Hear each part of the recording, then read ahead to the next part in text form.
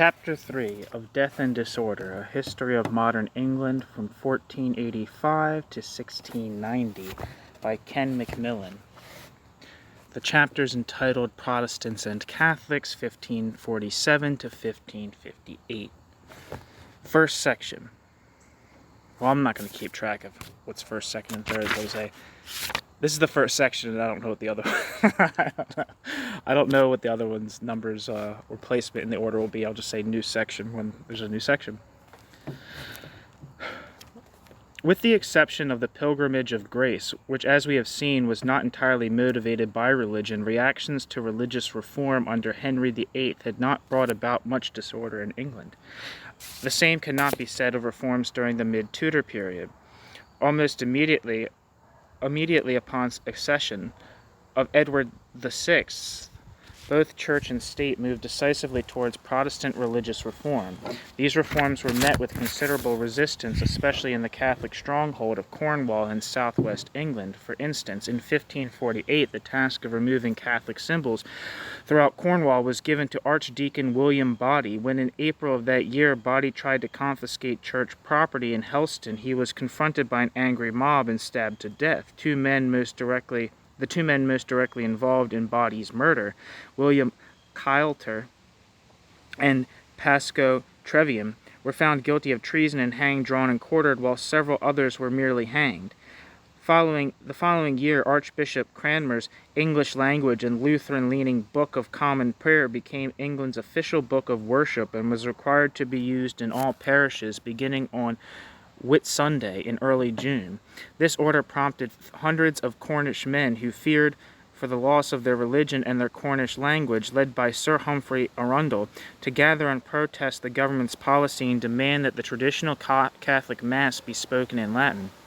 As the rebels grew in number and conviction, marching under the motto, quote, "Kill all the gentlemen," end quote, because the gentry were charged with enforcing new government policies, they ransacked several gentry homes, moved east into Devon, and presented their demands of the western rebels to Cranmer, who promptly dismissed them. As the rebels moved past Plymouth, the government sent Sir Peter Carew to negotiate with the rebels in Crediton, near Exeter, but his men were forced to retreat after being attacked by rebels wielding longbows. As the rebels laid siege to Exeter, John Russell, England's Lord High Steward, arrived in early July with a force of about 1,200 soldiers and arquebusiers, I'll just spell it out to you, Arquebusiers, who carried matchlock rifles, and engaged in an inconclusive battle with Arundel's rebels that resulted in about 600 deaths. By August, Russell's force had grown to more than 5,000 men, which met Arundel's contingent of 6,000 at the Battle of Christ St. Mary. More than 1,000 Cornish and Devonian men were killed, and at Russell's command an additional 900 prisoners were massacred, allegedly in the course of 10 minutes, by having their throats slit. The following day, at the Battle of Clyst Heath, Russell's men killed another 2,000 rebels. 2 weeks later, the Battle of Stamford Courtenay, with Russell's forces outnumbering Arundel's at least 5 to 1, they killed another 1,200, either during the battle or when Russell's forces pursued the retreating rebels. Arundel was eventually captured and executed by public hanging in 1550. At least 5,000 West Countrymen lost their lives during the Prayer Book Rebellion. For his part in the rebellion, Russell was created Earl of Bedford the same month that Arundel was hanged, and 2 years later he was made Lord Lieutenant of Devon. 460 years later, in 2007, Bill Ind, Bishop of Truro, criticized the handling of the Prayer Book Rebellion, stating that the English government had acted, quote, "brutally and stupidly and killed many Cornish people," end quote, and calling the state's response, quote, "an enormous mistake," end quote. Although the Prayer Book Rebellion was not to be the last rebellion to arise because of religious reform, it was certainly Tudor England's bloodiest and most disorderly uprising.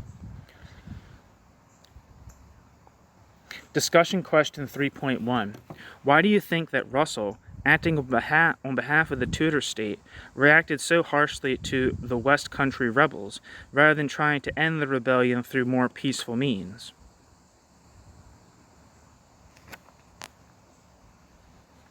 New section. Reform and Rebellion under Somerset. When 9-year-old Edward VI ascended the throne in 1547, he also inherited several problems left behind by his father. War with France and Scotland had depleted crown resources and required the selling off of land that had come from the dissolution of the monasteries, which further reduced annual revenues. The economy was in turmoil because wool was the nation's major export, and the trade was at the mercy of a European market that had many competitors and was in the throes of war. Despite Henry's efforts, religion was still in a state of uncertainty, evidenced in part by the diversity of faith represented on the new king's regency council. It was naturally also a problem that Edward, though the recipient of an advanced humanist education and as intellectually and artistically gifted as his father, was nonetheless a boy not yet old enough to rule in his own stead. With the appointment of a regency council that would make decisions by majority vote, Henry made the deliberate decision not to appoint a single Lord Protector of the realm during his son's childhood. Lord Protectors had been used in England as regents for minor or incapacitated kings since the early 15th century, most notably for Henry VI during his minority. Almost immediately, however, Henry's wishes were disregarded, and the king's uncle, Edward Seymour, now Duke of Somerset, managed to secure letters patent from Edward, making him Lord Protector. In that role, Somerset had virtually regalian powers equal to those of the king, including the right to appoint and dismiss councillors, determine issues of war and peace, and issue proclamations, the latter of which he did prodigiously. Somerset had no Tudor blood flowing through his veins, nor the intelligence or political shrewdness of a Tudor monarch. The ability to secure loyalty through any means necessary and act decisively when called upon to do so, which quickly threatened the power that the monarchy had managed to acquire since 1485, government under Somerset degenerated into factionalism, disobedience, and corruption, both because Somerset was the king's maternal uncle rather than a member of the royal family, and because he lacked political acumen. An early victory for Somerset was a successful battle against the Scots and a continuation of the rough wooing, but here and elsewhere he proved incapable of following through to bring an end to the conflict and pacify the Scots. As his troops remained garrisoned in Scotland, the Scots managed to move their queen to France, where she married the heir of the French throne, the Dauphin, bringing further unity to two of Tudor England's greatest enemies. Another major initiative of Somerset was religious reform. It is unclear precisely what Somerset's personal religious outlook was, but it is evident that he was well trained in reformist ideologies. Like Henry VIII, Somerset used Parliament to secure further reform, giving the changes a semblance of the consent of the governed. Parliament repealed the 6 Articles, Henry's restatement of the Catholic faith, in addition to the various laws about heresy. These measures provided a haven for continental reformers to arrive in England and enable operators of printing presses to distribute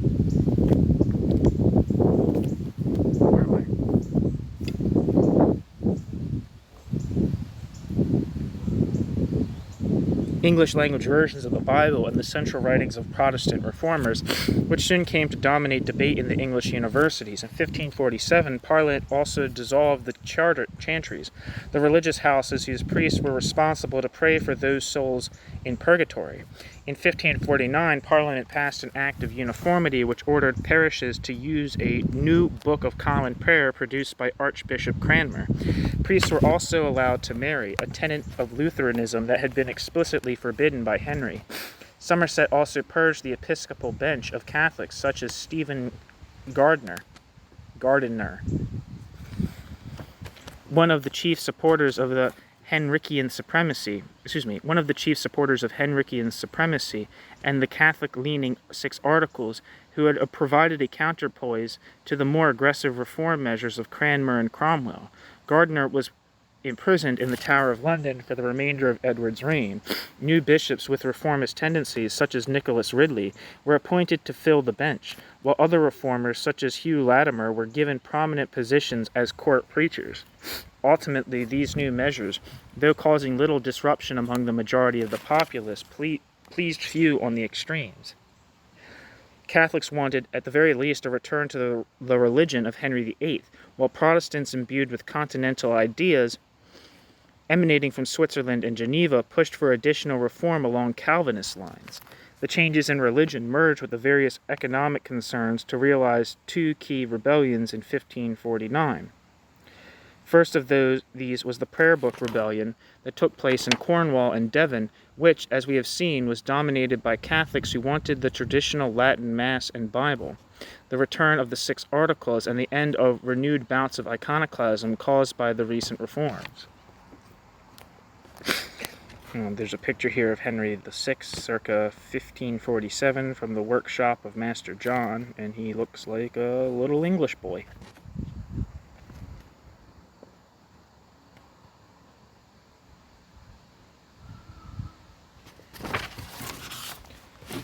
Okay.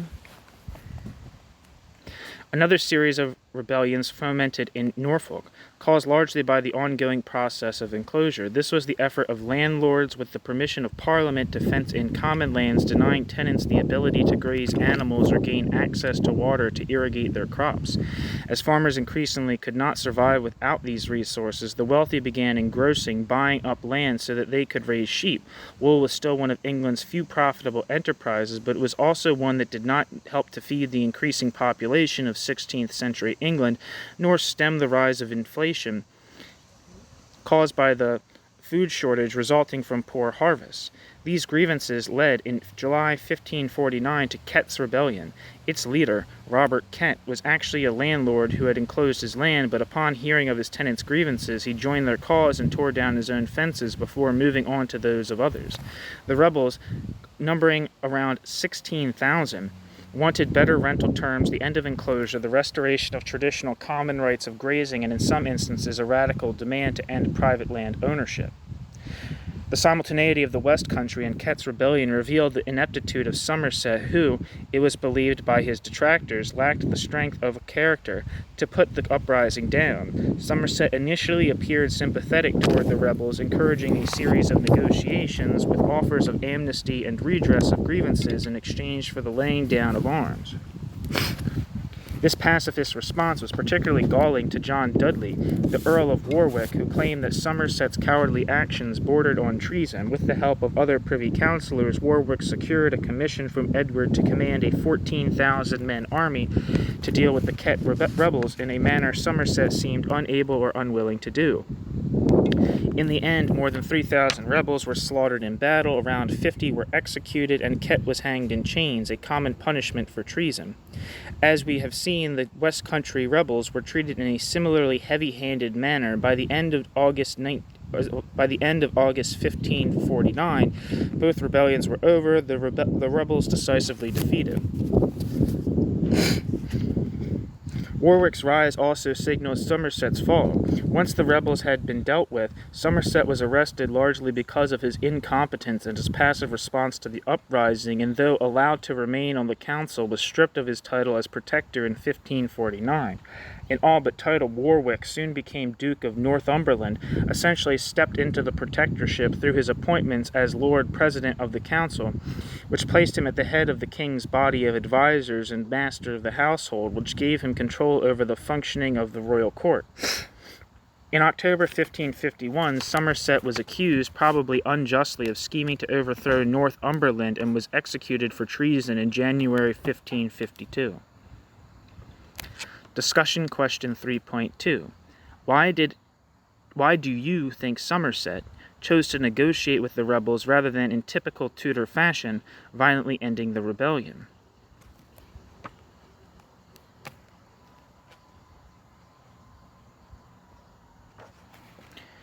New section.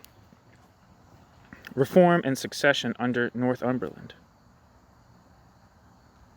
I feel like the questions should be in the beginning, so I'm going to skip and read the question that's at the end of this section. Discussion question 3.3. What reasons might explain why England, under Edward VI, transitioned from Lutheranism then to Calvinism, rather than simply adopting Calvinism in 1549? And that's the question to keep in mind here. Northumberland's biggest challenge was placating the new section's called Reform and Succession in Northumberland.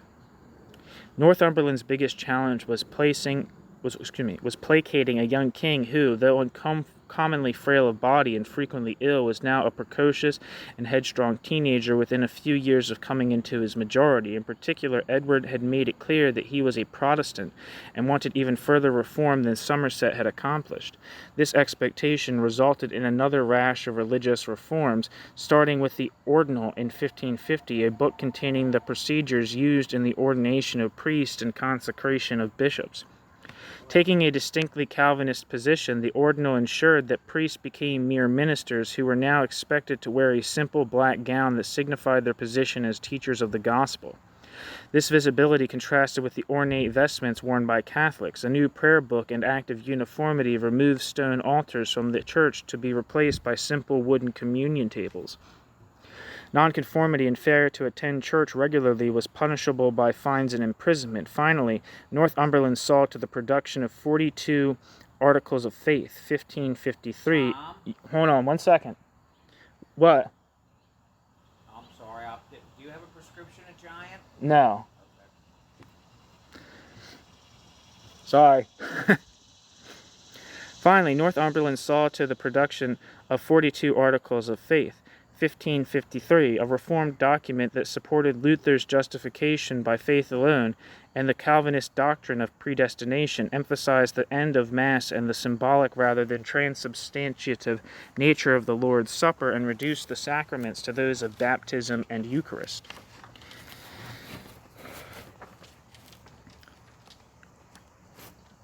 "42 Articles, written by Cranmer with some consultation, was not issued by royal decree until June 1553, by which time the king's health was in serious decline. He had contracted consumption, tuberculosis, in 1552, followed by a bout of measles, which enabled the tuberculosis to increase in virulence.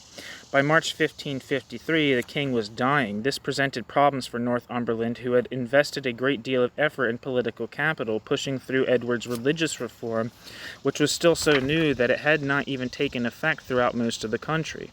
Edward's heir, of course, was Princess Mary, who was devoutly Catholic, and given her and her mother's treatment under Henry VIII would, it was believed, show little mercy to Northumberland, Cranmer, and the Protestant reformers, now dominating the episcopal bench and universities. To prevent a return to Catholicism, Mary needed to be removed from the line of succession.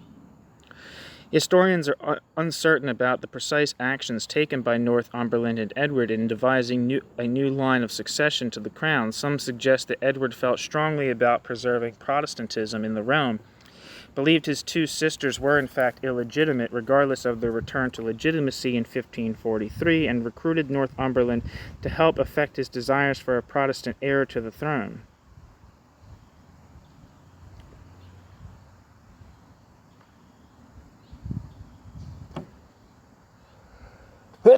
Sorry.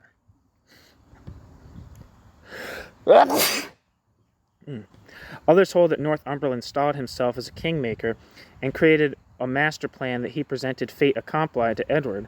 Whatever the case, the king appears to have been persuaded that the accession of either of his sisters would cause problems for the realm and the reformed religion.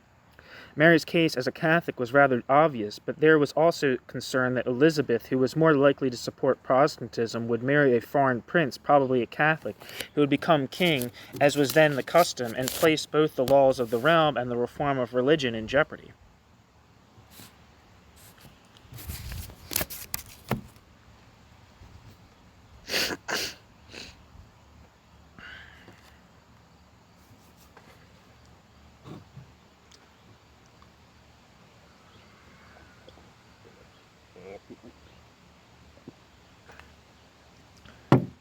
Edward therefore drafted a, quote, devise, end quote, for the succession that made Mary and Elizabeth illegitimate and designated Lady Jane Great.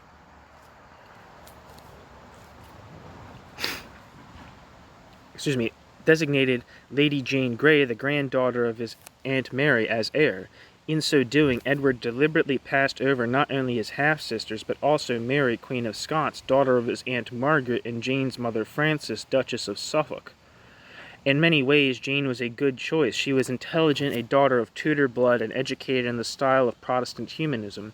At 16 years old, she was also young, easily managed, and a suitable age for marriage.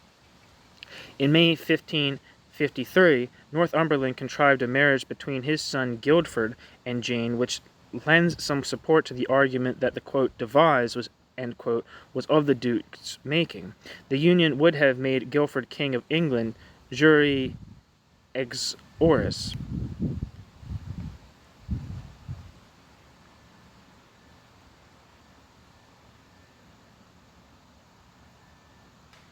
King by right of his wife.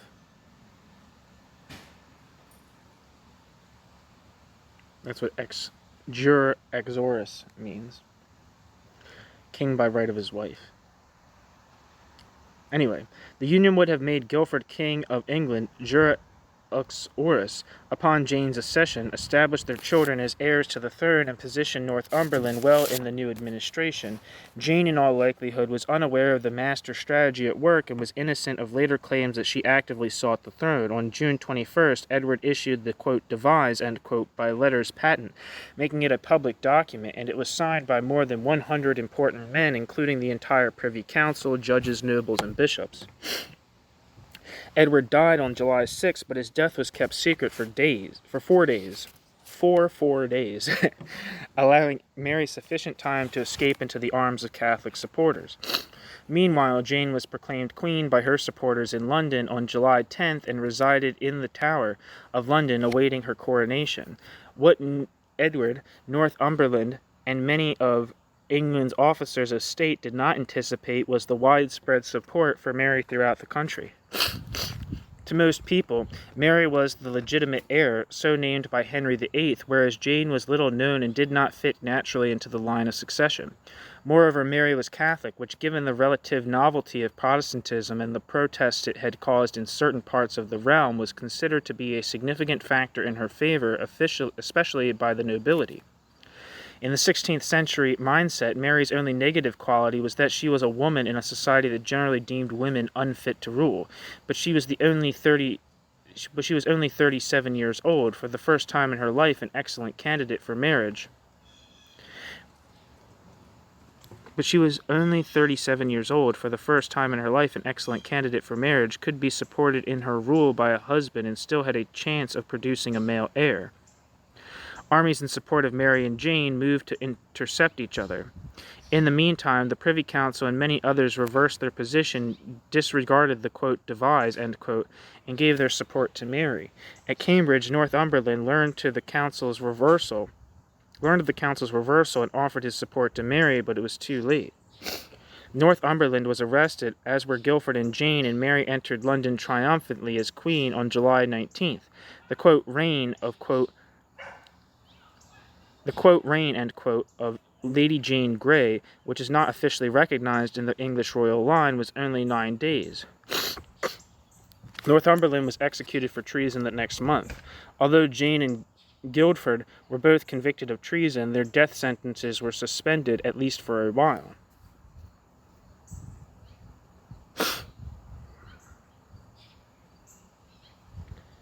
And the discussion question again was, what reasons might explain why England under Edward VI transitioned from Lutheranism then to Calvinism, rather than simply adopting Calvinism in 1549?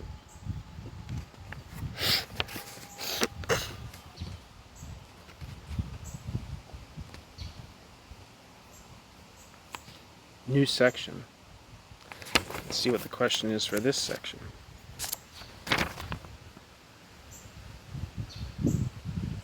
There's no set question for this section. All right.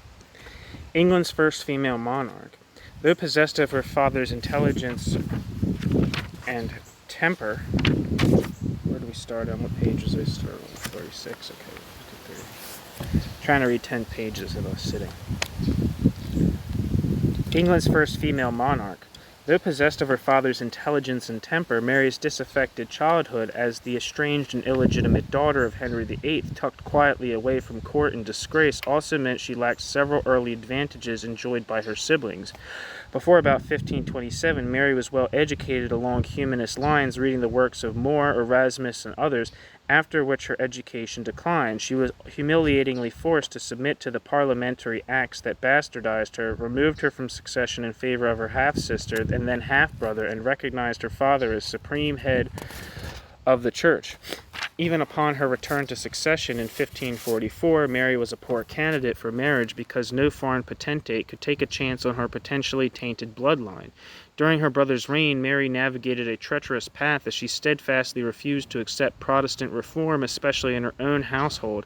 At one point, she contemplated fleeing the realm for a Catholic refuge, but she was persuaded that such an action would forfeit her claim to the throne.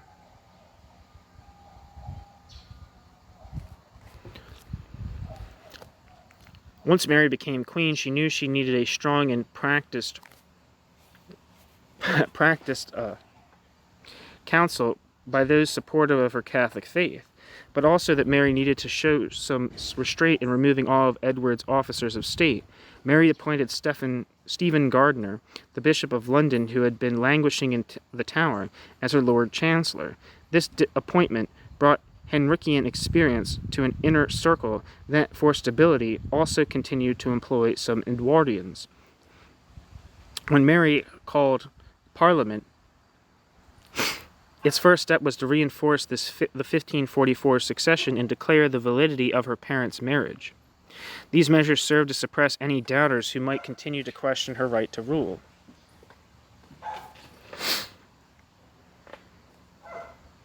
There's a picture of Mary I here from 1554.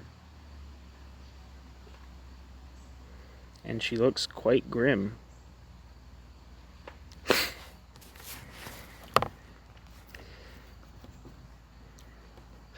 At the outset of her reign, Mary faced two pressing issues: marriage in order to produce an heir, but also to add a male voice to the weight of the crown, and the restoration of the church. At 37, Mary was still of childbearing age, but just barely, and her health was poor, so marriage was a top priority. Although there was a number of eligible suitors in England of noble rank, with sufficient royal blood running through their veins, Mary instead chose to pursue marriage to an European Catholic. She turned for advice to her cousin Emperor Charles V, also the King of Spain, who promptly suggested his own son, Philip. But Mary's council and her parliament vehemently disapproved, and a groundswell movement under the command of Sir Thomas Wyatt, leading several thousand men, rose up in opposition to the, quote, Spanish match, end quote, and the related threat of a return to Catholicism.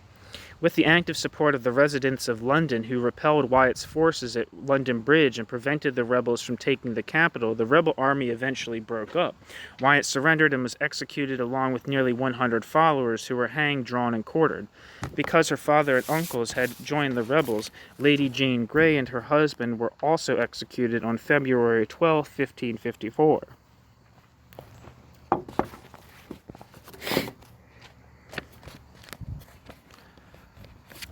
Wyatt's rebellion caused Mary to strengthen her resolve both to marry Philip and to prevent possible usurpation of her crown.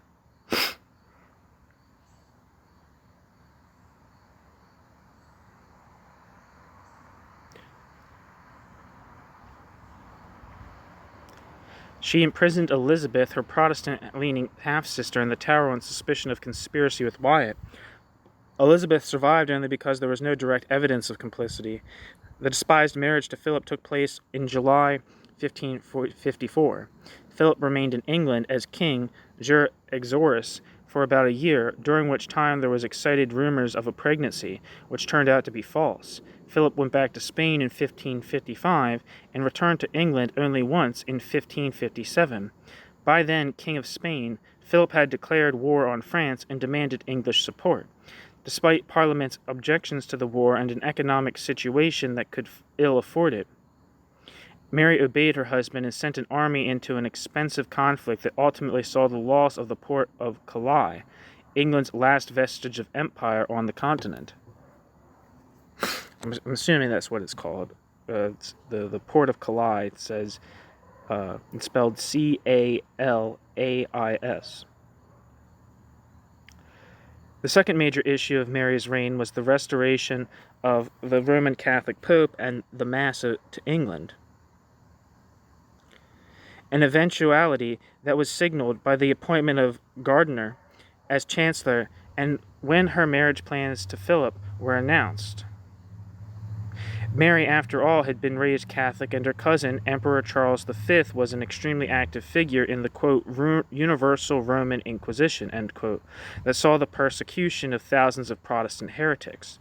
There was no possibility that Mary would tolerate the Edwardian religion, especially the radical version created between 1552 and 1553, and the arrival into England of Cardinal Reginald Pole, an English exile returning as papal legate, in 1554 sealed the deal.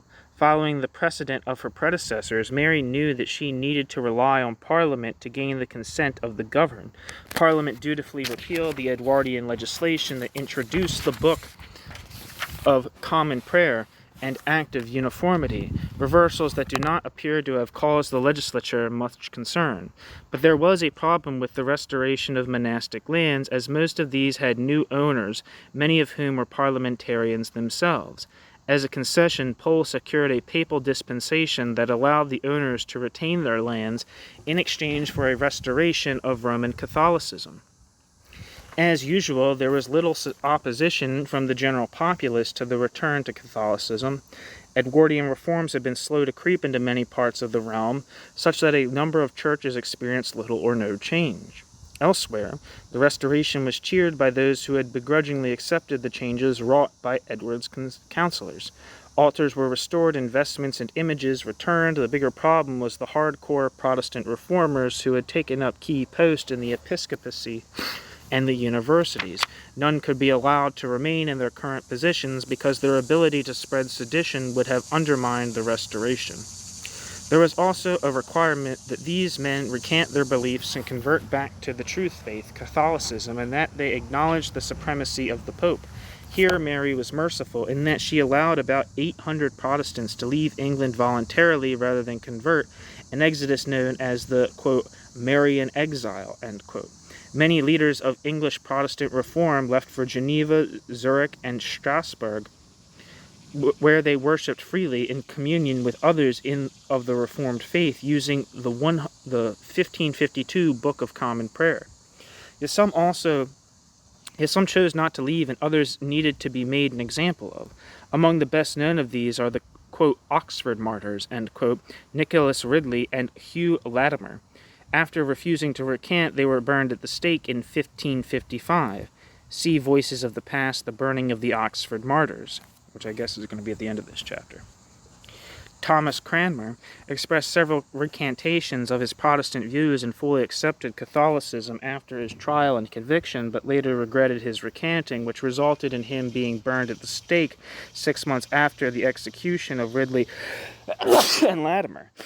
Following Cranmer's death, Pole was appointed Archbishop of Canterbury. Another 290 or so heretics were burned in the ensuing 2 years, many at Smithfield Market in London, in what have come to be known as the, quote, Smithfield Fires, end quote. Many, such as Ridley and Latimer, died with extraordinary grace and unwavering belief that their faith would bring everlasting life, which had the unanticipated effect of enlisting more to the cause of reform rather than thrusting waffling evangelicals back into the arms of the Roman Catholic Church.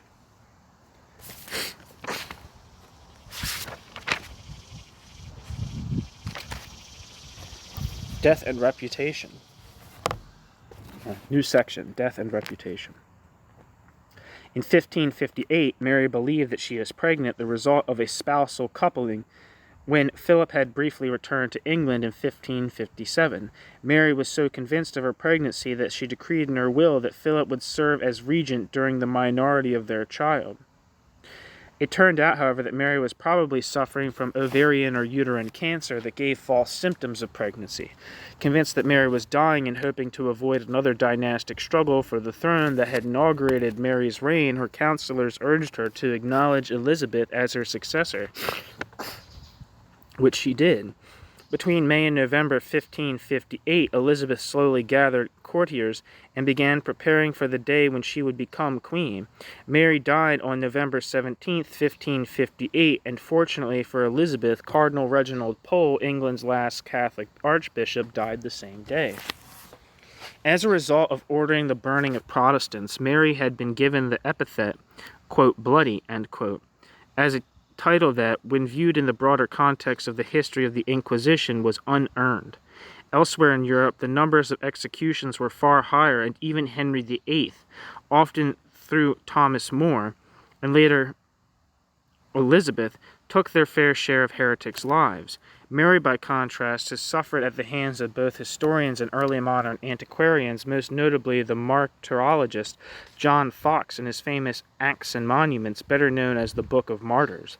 Foxe became Protestant in 1545 and spent the period of Marian exile in reform-minded Strasbourg and Frankfurt, where he began writing the history of English people who died for their faith. Published early in the reign of Queen Elizabeth, Fox's book recounted in horrid detail the execution of Protestants such as Anne Askew, whose death we learned about in the last chapter, Jane Grey, and the Oxford martyrs, complete with woodcut images showing the burning of women and unborn innocent children. In the face of such claims, which in fact reflected careful research undertaken by Foxe, it was nearly impossible for Mary's reputation not to be irreparably damaged.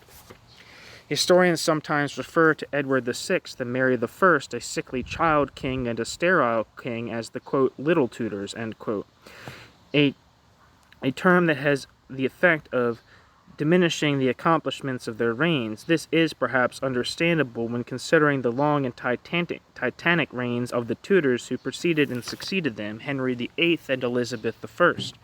However, these two regimes, though short, should not be so readily dismissed. The swift introduction of Protestantism under Edward, followed by the equally swift restoration of Catholicism under Mary, provided a good sense of what the English church and people were willing to tolerate when it came to subsequent reforms, and also how quickly such reforms could take place in order to be accepted with minimal appetite for rebellion. Mary's actions in persecuting Protestants, amplified by Foxe, increased the reformist zeal of some while decreasing the conservatism of others, providing an opportunity for Elizabeth to explore a, quote, middle way, end quote, religion during the early stages of her reign. In addition, the tumult associated with Mary's accession to the throne paved the way for Elizabeth's unchallenged accession in 1558.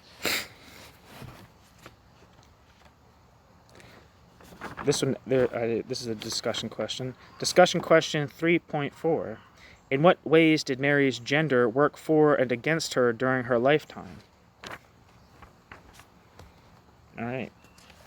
And now we're in the last bit of the chapter. Each chapter seems to be ending with a recount of some gnarly death. So let's see how metal this one is.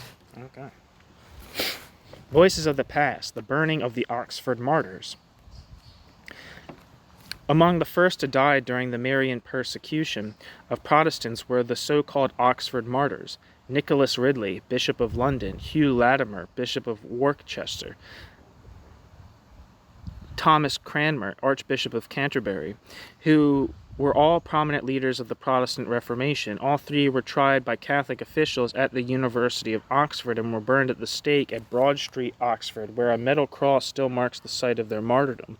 Ridley and Latimer were burned in October 1555, and Cranmer went to the stake in March 1556. Their deaths were famously described in John Foxe's Book of Martyrs. The following extract recounts the deaths of Ridley and Latimer.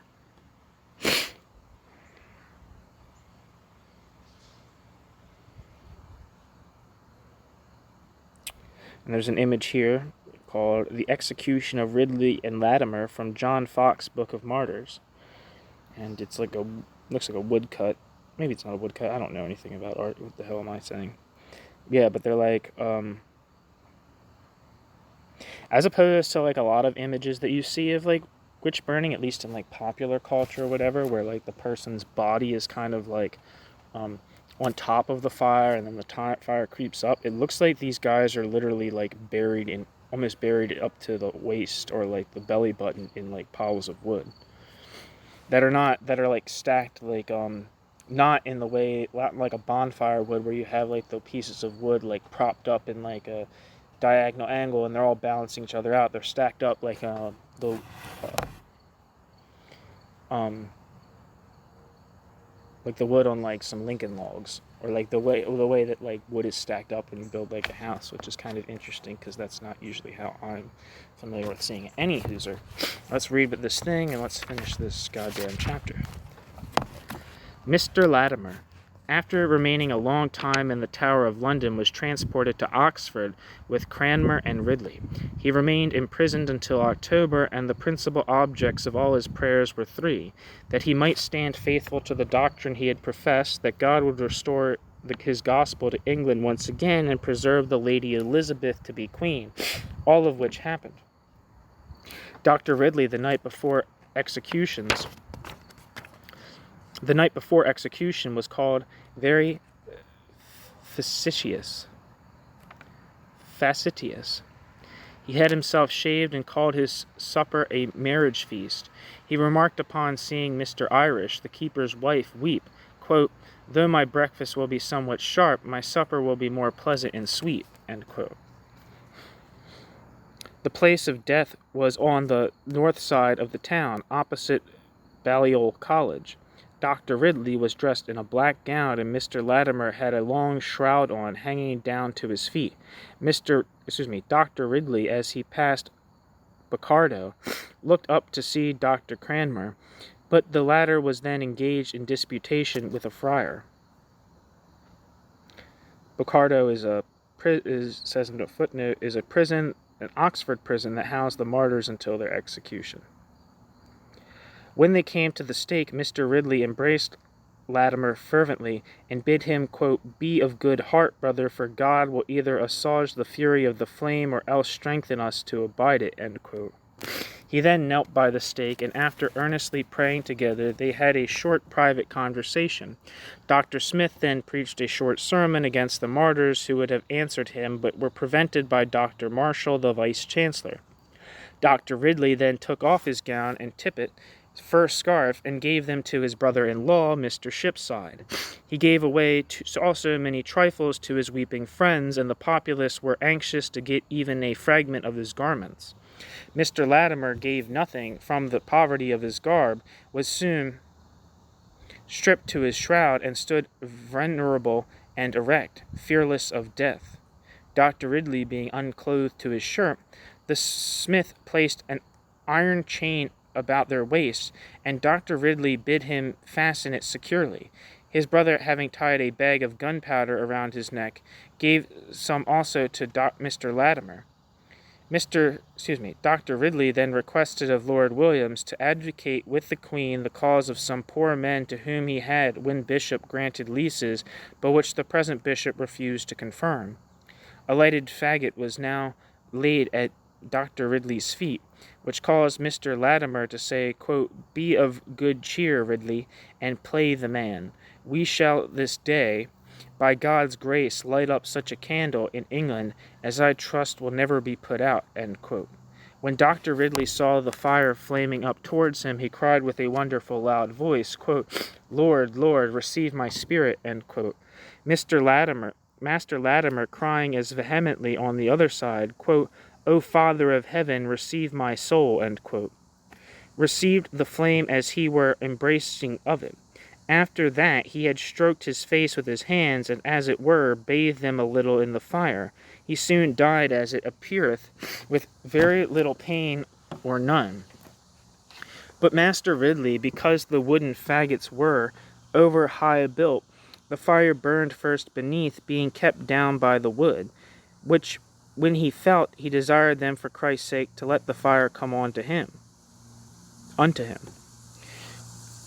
which when his brother-in-law heard, but not well understood, intended to rid him of his pain, heaved faggots upon him, that he clean covered him, which made the fire more vehement beneath, that it burned clean all his nether parts, before it touched the upper, and that made him leap up and down under the faggots, and often desired them to let the fire come unto him, saying, "I cannot burn,"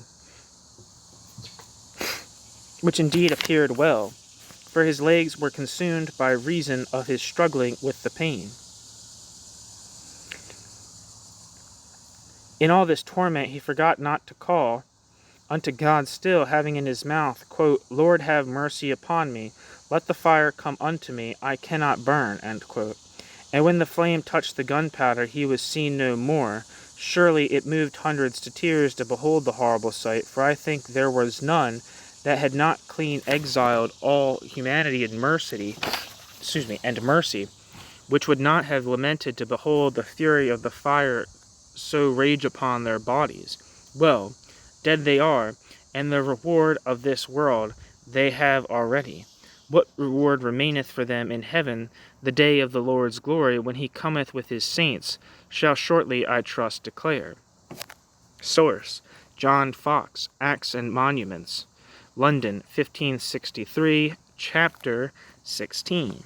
Discussion question 3.5. Considering also the execution of Anne Askew, discussed in the last chapter, what purposes were served by Fox's detailed description of these burnings?